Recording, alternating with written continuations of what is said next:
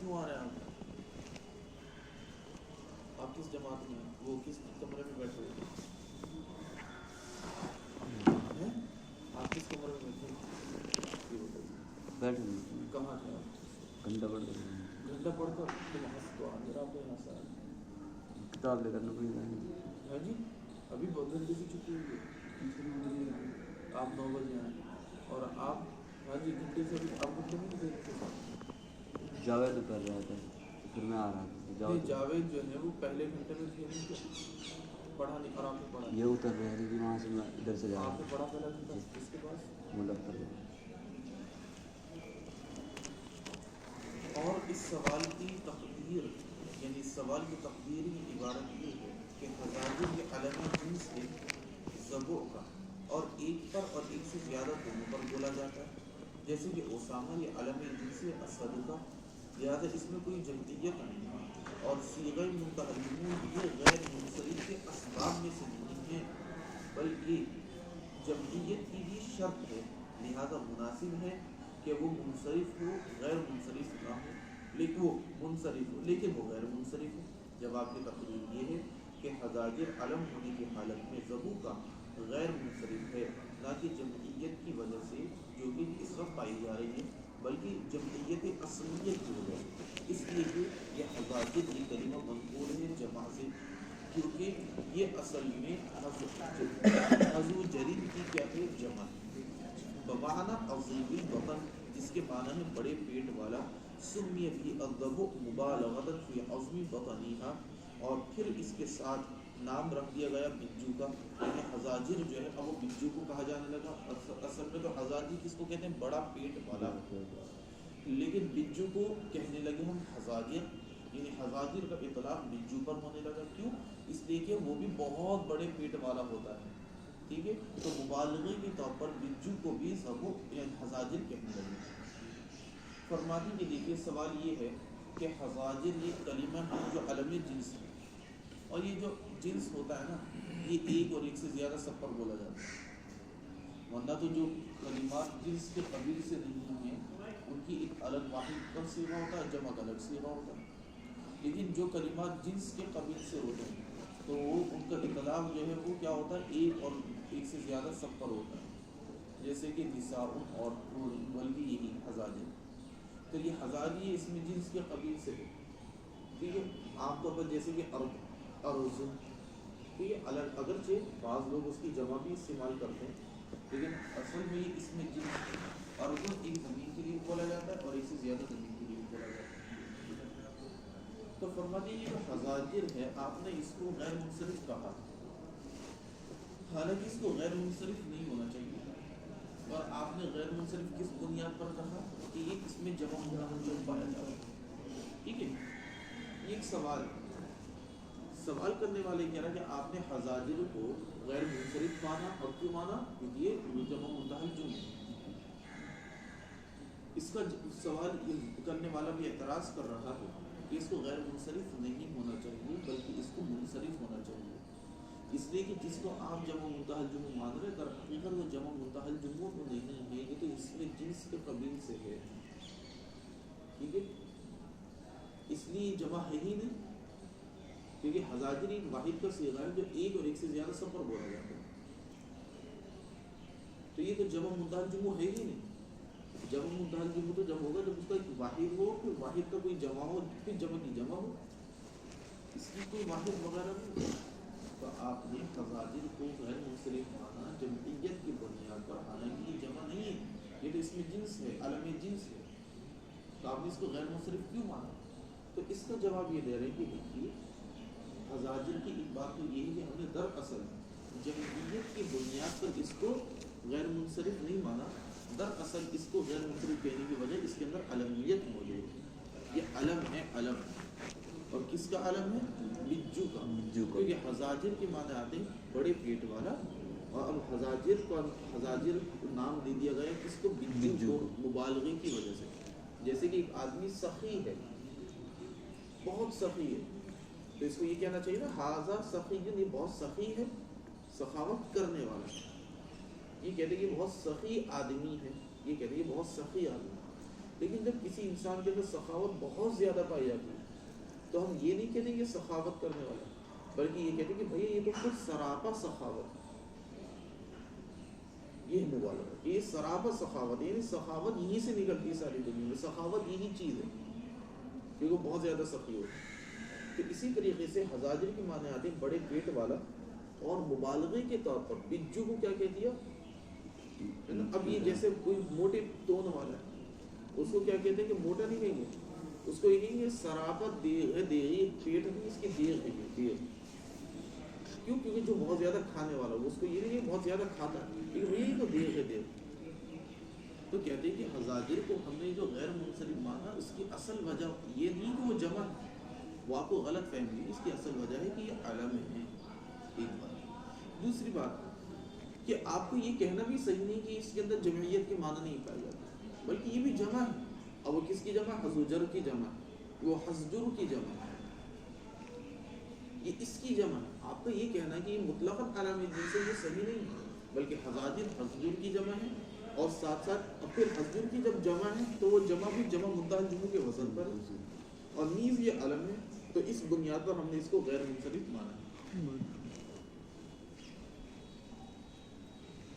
فالمعتبر فی منع صرفہ هو الجمعیت الاصلیۃ، لہذا معتبر جو ہے وہ غیر منصرف ہونے میں وہ جمعیت اصلیہ ہے۔ فرماتے کہ نہیں، آپ کا جو اشکال تھا وہ اشکال جو درست نہیں ہے، کیونکہ آپ نے اس کو جمع مانا ہی۔ ہم یہ کہتے ہیں کہ جمع اس کے اندر معنی پائے جا رہے ہیں، جمع کے معنی، اور ہم اس بات کو بھی اعتراف کرتے ہیں کہ وہ جمع غیر منصرف کا سبب بنے گا جو جمع اصلی ہوگا۔ یہ نہیں کہ کوئی جمع کے صیغے کے وزن پر آ رہا ہے آپ نے اس کو جمع مان لیا وہ غیر منصرف کا سبب بن جائے گا یا شرط بن جائے گا، ہرگز نہیں۔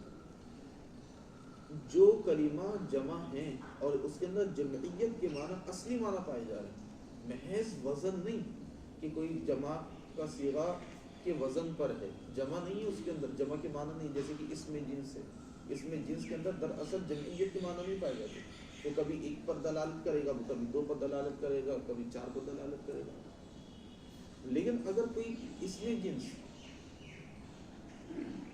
جمع کے وزن پر ہو تو محض جمع کے وزن پر ہونے کی وجہ سے ہم یہ نہیں کہیں گے کہ یہ جمع ہے اور اس جمع کو ہم غیر منصرف کی علت مان لیں، ہرگز نہیں۔ جس کلمے کے اندر جمع کے معنی پائے جائیں گے یعنی اصلی جمع ہوگی، پھر ہم بات آگے بڑھائیں گے، پھر ہم غور کریں گے کہ اس جمع کے ساتھ ساتھ اور کوئی شرط پائی جا رہی ہے یا نہیں پائی جا رہی۔ تو آپ کا یہ کہنا حزاجر کہ یہ علم جنس ہے، اس میں جنس ہے، یہ صحیح نہیں ہے، کیونکہ اگر آپ اس میں جنس مانیں گے تو اس میں جمعیت کے معنی بالکل مفقود ہوں گے۔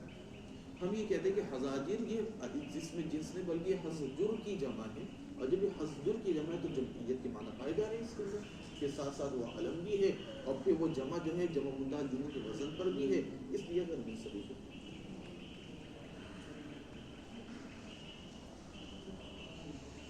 فَإِن قُلْتَ لَا حَاجَةَ فِي مَنْعِ صَرْفِهِ إِلَى اعْتِبَارِ الْجَمْعِيَّةِ الْأَصْلِيَّةِ فَإِنَّ فِيهِ الْعَلَمِيَّةَ وَالتَّعْنِيثَ لِأَنَّ الضَّبْعَ هِيَ أُنثى الضَّبْعَانِ قُلْنَا عَلَمِيَّتُهُ غَيْرُ مُؤَثِّرَةٍ وَإِلَّا لَكَانَ بَعْدَ التَّنْكِيرِ مُنْصَرِفًا وَالتَّعْنِيثُ غَيْرُ مُسَلَّمٍ لِأَنَّهُ عَلَمُ الْجِنسِ الضَّبْعُ مُذَكَّرًا كَانَ أَوْ مُؤَنَّثًا۔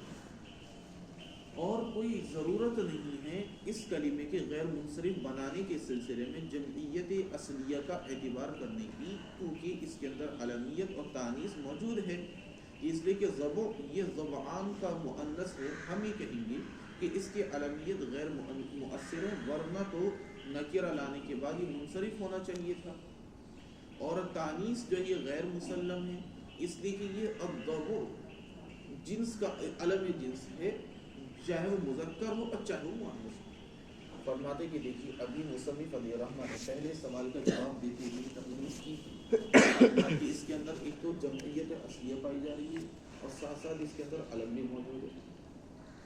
اب دیکھیے علم تو موجود ہے، پہلے سے ہی تو بات طے ہے، سارا مسئلہ یہ تھا کہ علم ہونے کے ساتھ ساتھ دوسری علت بھی تو ہونی چاہیے تب تو غیر منصرف بنے گا۔ تو دوسرے علت کو پیدا کرنے کے لیے انہوں نے تقریر کی تھی کہ یہ جمع ہے، اس کے حسب جب جمع ہوگی تو دو علتیں پائی گئی، پہلے سے علم موجود ہے اور جمع بھی پایا جا رہا ہے۔ اسی تقریر پر یعنی جواب کی اس تقریر پر یہ بات چلتے شروع ہوئی کہ آپ نے یہ جو کہا کہ علم کے ساتھ ساتھ اس میں جمع کے معنی پائے جا رہے ہیں، اور آپ نے اس جمع کو پیدا کرنے کے لیے لمبی چوڑی تقریر کر دی کہ حضور کی جمع ہے اور فلاں کی جمع ہے. ہم یہ کہتے ہیں کہ آپ کو یہ جمع کے معنی پیدا کرنے کی ضرورت بھی نہیں کہ آپ جمع بھی نہ مانو، کیونکہ جمع ہونے کو ثابت بھی نہ کریں. کیوں؟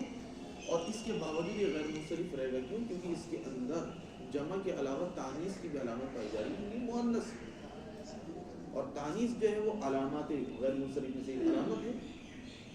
تو اب آپ نے جو جمعیت اصلیہ کو ثابت کرنے کے لیے تقریر کی، اس تقریر کی کوئی ضرورت نہیں. لا حاجت فی منع صرفہ الاعتبار. آگے کیا ہے؟ جمعیت الاصلی، کسی کی ضرورت نہیں، کیونکہ وہاں پر علم تو موجود ہے، سب کا اتفاق ہے. علم کے ہونے کے ساتھ ساتھ تانیث موجود ہے. کیوں تانیث موجود ہے؟ کیونکہ یہ جو حزاجر ہے، یہ الضبو کی کیا ہے؟ الضبو کو کہتے ہیں حزاجر، اور الضبو جو ہے اس کے اندر تانیث پائی جا رہی ہے. کیوں؟ کیونکہ الضبو جو ہے یہ ضبعان کا مؤنث کا صیغہ ہے، تو تانیث موجود ہو گئی. یہ بات انہوں نے کہی. تو اس بات کا بھی جواب دیا جا رہا ہے کہ دیکھیے جمعیت کے معنی پائے تسلیم کرنے کی ضرورت ہے، کیونکہ جس تانیث کی آپ بات کر رہے ہیں وہ تانیث مسلم ہمیں تسلیم نہیں کہ حزاجر کے اندر تانیث کے معنی پائے جاتے ہیں. کیوں؟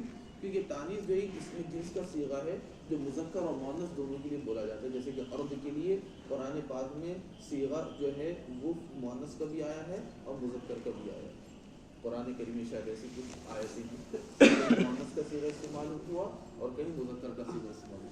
تو اس میں بھی بہرحال جو ہوتا ہے تو مذکر اور مؤنث دونوں کے لیے بولا جاتا ہے. تو اب آپ کا یہ کہنا کہ جو ضبو جو ہے وہ مطلقاً مؤنث کا صیغہ ہے وہ صحیح نہیں ہے، بلکہ وہ مذکر اور مؤنث دونوں کے لیے بولا جاتا ہے. اس لیے ہم نے کہا کہ اس کے اندر تانیث کو ہم تسلیم نہیں کرتے، اور جب تانیث تسلیم نہیں ہے تو ہمیں علمیت کے علاوہ ایک دوسری علت کو اور ڈھونڈنا پڑے گا. اور وہ دوسری علت کیا ہے؟ جمعیت اصلیہ، یعنی حزاجر جو ہے وہ حزجر کی جمع ہے، اور جب یہ حزجر کی جمع تو اس کے اندر جمعیت کے معنی پائے گئے. ایک بات تو یہ انہوں نے یہ بات کی. اچھا جی،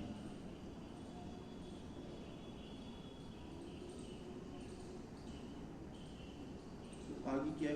وَإِنَّمَا اكْتَفَى الْمُصَنِّفُ فِي التَّنْبِيهِ عَلَى اعْتِبَارِ الْجَمْعِيَّةِ الْأَصْلِيَّةِ بِهَذَا الْقَوْلِ وَلَمْ يَقُلْ الْجَمْعُ شَرْطُهُ أَنْ يَكُونَ فِي الْأَصْلِ كَمَا قَالَ فِي الْوَصْلِ لِئَلَّا يُتَوَهَّمَ أَنَّ الْجَمْعِيَّةَ كَالْوَصْلِ قَدْ تَكُونُ أَصْلِيَّةً مُعْتَبَرَةً وَقَدْ تَكُونُ عَارِضَةً غَيْرَ مُعْتَبَرَةٍ. اور مصنف علیہ رحمہ نے جمعیت اصلیہ کا اعتبار کرنے پر تنبیہ کرنے میں اس قول پر اکتفا کیا، اور نہیں کہا کہ جمع اس کی شرط ہے، اور نہیں کہا ولم یقل الجمع شرطہ، اور نہیں کہا کہ جمع اس کی شرط یہ ہے کہ وہ اصل میں بھی جمع ہو، جیسا کہ وصف کے سلسلے میں بات کہی تھی، تاکہ اس بات کا وہم نہ ہو جائے کہ جمعیت جو ہے وہ وصف کی طرح ہے، یعنی کبھی وہ اصلی ہوتی ہے اور اعتبار کیا جاتا ہے، کبھی وہ عارضہ ہوتی ہے اور اس کا اعتبار نہیں کیا جاتا. کیا مطلب یہ مصنف علیہ رحمہ نے جمع کی علت کو بیان کر رہے ہیں، اور اس سے پہلے وصف کی بات شروع کی. یہاں جمع کی بات کرتے کرتے جب متن میں جمع کی بات آئی تھی تو مطلقاً یہ کہہ دیں کہ جمع.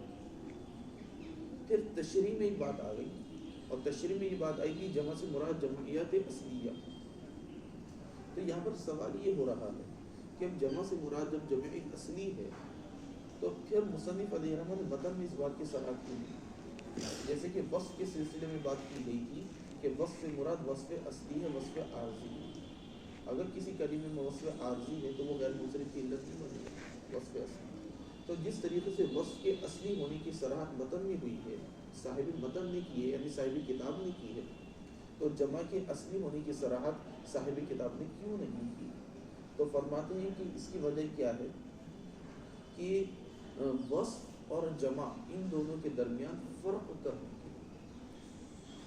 اگر یہ جمع کی صراحت کر دی جاتی تو کسی کو وہم ہو سکتا تھا کہ وصف اور جمع میں کسی بھی طرح کی کیا ہے مناسبت، وہ مشابہت اور مماثلت. مشابہت مماثلت کیا ہے؟ مشابہت مماثلت کا مطلب یہ ہے کہ کسی کو یہ وہم ہو سکتا تھا کہ جس طریقے سے وصف عارضی بھی ہوتا ہے اور غیر عارضی بھی ہوتا ہے، کہیں ایسا بھی ہے کہ جمع بھی عارضی ہوتی ہے اور غیر عارضی ہوتی ہے. حالانکہ وصف عارضی اور غیر عارضی ہوتا ہے یہ تو بات طے ہے، لیکن جمع عارضی اور غیر عارضی ہوتی ہے یہ طے نہیں، بلکہ جمع عارضی نہیں ہوتی۔ تو اگر جمع کے سلسلے میں بات کر دی جاتی تو کسی کو یہ وہم ہو سکتا تھا کہ جس طرح وصف عارضی ہوتا ہے اسی طریقے سے جمع بھی جمع عارضی ہوتی ہے۔ تو ان دونوں کے درمیان فرق کو برقرار رکھنے نے جمع کے سلسلے میں اس قید کی صراحت نہیں کی جس قید کی صراحت وصف کے سلسلے میں وصف کے بعد میں کی۔ جیسے کہ نماز کے سلسلے میں یہ بات بالکل مشہور اور معروف ہے کہ سنت قرات کرنی چاہیے، لیکن کبھی کبھی خلاف سنت قرات بھی کرنا چاہیے۔ اس موقع پر خلاف سنت قرات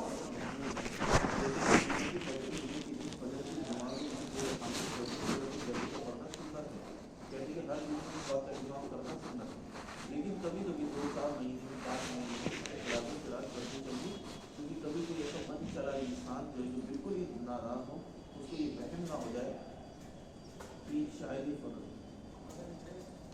اب ہمارے لیے اور آپ کے لیے یقین کرنا بڑا مشکل ہے ایسا کیسے ہو سکتا ہے، کیونکہ آپ ہر ایک کو اپنے جیسا سمجھتے ہیں۔ جب آپ کو ایک مسئلہ معلوم ہے تو آپ کو ایسا لگتا ہے سب کو معلوم ہوگا، ایسا نہیں، بہت نادان لوگ۔ جمعے کے دن عام طور پر ہم جو قرات کرتے تھے جمعے کے دن والعصر والنازل مغرب، ایک زمانے کا اکثر میں نے جو نماز پڑھی ہے ابھی 1-1.5 سال پہلے تو والعصر والنازل، اور اس کی وجہ کیا تھی؟ یہی کہ وہ سنت قرات ہے، مستحب قرات ہے کہ جمعے کے کام کی وجہ سے ہم نے والعصر پڑھا کر دیا، مغرب کی نماز چھوٹی جلدی سے آرام کرنے لگے تو وجہ سے ایک دن کبھی لڑکا ملا نوجوان، ہم گھر سے جا رہے پچھلے مہینے کی بات ہو گیا اور اسی دن جمعے کا دن تھا، مغرب کی بات ملا۔ پھر امام صاحب ایک بات پوچھنی کہ کیا جمعے کی نماز مغرب کی نماز میں والعصر والنازل کا پڑھنا سنت ہے؟ وہ سوال کر رہا تھا، اعتراض نہیں، تم سمجھ گئے۔ میں نے کہا کیوں سوال کر رہا ہوں؟ کیونکہ آپ اکثر ہو کر دیکھیے ہمارا دھیان نہیں جاتا کہ مقتدی کیا کیا سوچتا ہے، تو میں نے اس لیے امام کی ذمہ داری بہت بڑی، اس لیے کہا کہ کسی طرح کی کوئی غلط فہمی نہ ہو کہ رات بدل کر جمعے کی نماز میں سب قسم ادا کر پڑھنا، سورہ جمعہ کا پڑھنا، سورہ منافقون کو اور سورہ منافقون کا پڑھنا یہ سنت ہے، لیکن ہر جمعے میں کبھی کبھی بیچ میں کوئی چھوڑ دیا، کیونکہ ہر قسم کا انسان تصور سے بنا ہے، آدمی تصور نہیں کر سکتا۔ ہم یہ سوچتے ہیں کہ وہاں ہوں گے ایسے لوگ اور ہمارے محلے میں بڑی نیکی خدمت ہو رہی ہے، بڑے بڑے بوڑھے لوگ ہیں جو بہت کچھ پتا ہو سال سے بیان کر نہیں، ایسی ایسی موٹی عقل کے لوگ دنیا میں موجود ہیں جو کچھ نہیں پتا، 50 سال ہو گئے ان کو بیان کرتے ہیں، سمجھ رہے ہیں؟ بہت موٹی موٹی عقل کے لوگ موجود ہیں، بلکہ اللہ کی طرف سے بہرحال تو یہ ایسی ہی بات ہے کہ اگر وقت کے سلسلے میں جو قید ہے اگر اس قید کی صراحت جمع کے بعد میں بھی کر دی جائے تو کسی من چلے کسی کمزور و دماغ والے کو یہ فہم ہو سکتا ہے کہ اس طریقے کے وقت کی 2 قسم وقت اصلی اور وقت عارضی ہے، شاید یہ 2 قسم جمع اصلی اور جمع عارضی۔ ولیس الامر کذالک، حالانکہ امر ایسا نہیں، اذ لا يتصور العروض فی الجمعیت، اس لیے کہ جمعیت میں عروض کا اعتبار یعنی جمع عارضی